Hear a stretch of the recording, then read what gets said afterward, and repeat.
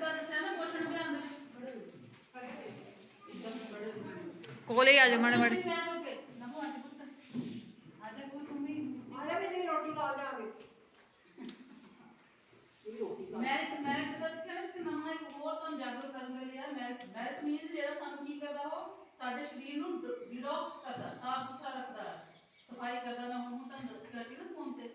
ਜਿੱਦਾਂ ਰਾਗੀ ਦਾ ਆ, ਰਾਗੀ ਦਾ ਤੁਸੀਂ ਬਣਾਓ ਮੈਰਿਟ, ਉਸ ਦੇ ਵਿੱਚ ਬਦਾਮ ਪਾ ਲਓ, ਨਮਕੀਨ ਬਣਾਉਣਾ ਤਾਂ ਨਮਕ ਪਾ ਲਓ, ਮਿੱਠਾ ਬਣਾਉਣਾ ਮਿੱਠਾ ਪਾ ਲਓ, ਉਸ ਨੂੰ ਬੋਇਲ ਕਰ ਲਓ ਥੋੜਾ, ਬੋਇਲ ਕਰਨ ਤੋਂ ਬਾਅਦ ਤੁਸੀਂ ਭਾਂਡੇ ਦੇ ਵਿੱਚ ਕਰਕੇ ਬਾਕੀ ਰਾਜਮਾ ਪਾ ਲਓ, ਚਨੇ ਪਾ ਲਓ,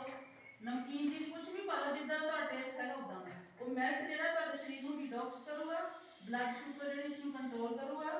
ਤੇ ਤੁਹਾਡਾ ਕੋਲੇਸਟ੍ਰੋਲ ਨੂੰ ਠੀਕ ਰੱਖੂਗਾ ਤੇ ਉਸ ਦੇ ਨਾਲ ਹੀ ਗਲੂਟੋਨ ਜਿਹੜਾ ਉਸ ਤੋਂ ਫ੍ਰੀ ਰੱਖਦਾ ਹੈ। ਹੋਰ ਵੀ ਇਸ ਦੇ ਕਈ ਲਾਭ ਹਨ ਜਿਹੜੇ ਤੁਸੀਂ ਕਿਸੇ ਨਾ ਕਿਸੇ ਚੀਜ਼ ਦਾ ਮੈਰਿਟ ਬਣਾ ਕੇ ਆਪਣੀ ਲਾਈਫ 'ਚ ਜ਼ਰੂਰ ਯੂਜ਼ ਕਰੋ। ਧੰਨਵਾਦ, ਸ਼ੁਕਰੀਆ।